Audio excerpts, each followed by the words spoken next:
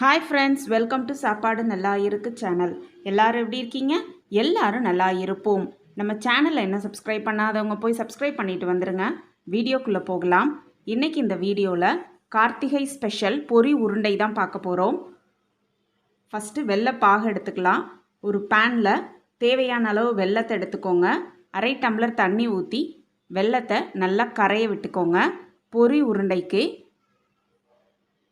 பாகுபதம் பார்க்கணும். ஃபர்ஸ்ட் வெல்லம் நல்லா கரைஞ்சு பாகுபதம் வந்தோடனே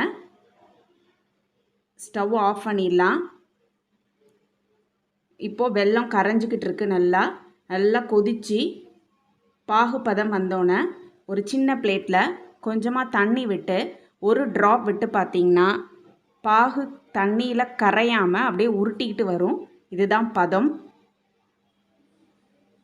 இப்போது வெள்ளை பாகு எடுத்து சின்ன பிளேட்டில் தண்ணி வச்சுருக்கோம்ல, அந்த பிளேட்டில் ஒரு ட்ராப் விட்டு பாருங்கள். வெல்லம் தண்ணியில் கரையுது. இன்னும் ஒரு 5 minutes கொதிச்சிச்சுன்னா பாகு பதம் வந்துடும்.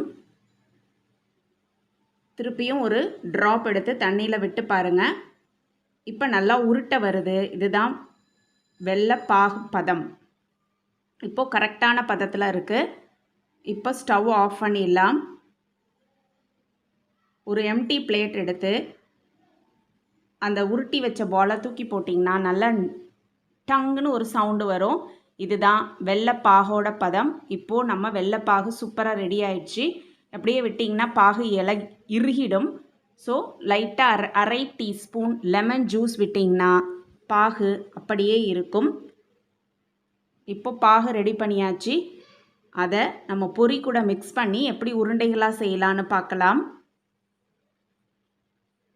தேவையான அளவு பொரியை ஒரு கப்பில் எடுத்துக்கோங்க. அது கூட நம்ம செஞ்சு வச்சுருக்க வெள்ளைப்பாகை அது கூட ஊற்றி நல்லா மிக்ஸ் பண்ணிக்கோங்க.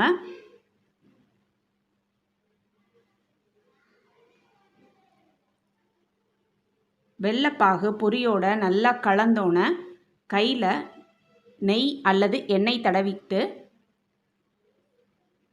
பொரி கொஞ்சம் சூடாக இருக்கும் போதே சின்ன சின்ன உருண்டைகளாக பிடிச்சி எடுத்து வச்சோன்னா நம்மளோட பொரி உருண்டை சூப்பராக ரெடி ஆகிடும். இப்போது வெல்லம் ஒன்றோட ஒன்று கலந்துருக்கு. கையில் நெய் தடவிக்கோங்க. எடுத்து சின்ன சின்ன உருண்டைகளாக லைட்டு சூடாக கை பொறுக்கிற சூடு இருக்கும் போதே நல்லா உருட்டிக்கோங்க. அப்போ தான் உருட்ட வரும். கையில் நெய் தடவிக்கிறதுனால உங்களுக்கு சூடு அவ்வளவா தெரியாது, கையில் ஒட்டவும் ஒட்டாது. எடுத்து உருட்டி சின்ன சின்ன பால்ஸாக உருட்டி ஒரு பிளேட்டில் ப்ரெசன்ட் பண்ணிக்கோங்க. இதே மாதிரி மீதம் இருக்கிற எல்லா பொரியையும் உருட்டி பிளேட்டில் வச்சோன்னா நம்மளோட பொரி உருண்டை சூப்பராக ரெடி ஆகிடும். இந்த ரெசிபி உங்களுக்கு பிடிச்சிருந்ததுன்னா லைக் பண்ணுங்கள், ஷேர் பண்ணுங்கள், சப்ஸ்கிரைப் பண்ணுங்கள். அப்படியே பக்கத்தில் இருக்க பெல் ஐக்கானையும் கிளிக் பண்ணிக்கோங்க. அப்போ தான் நம்ம சேனலில் போடுற எல்லா வீடியோஸும் உங்களுக்கு நோட்டிஃபிகேஷனில் வரும். பாய் பாய்.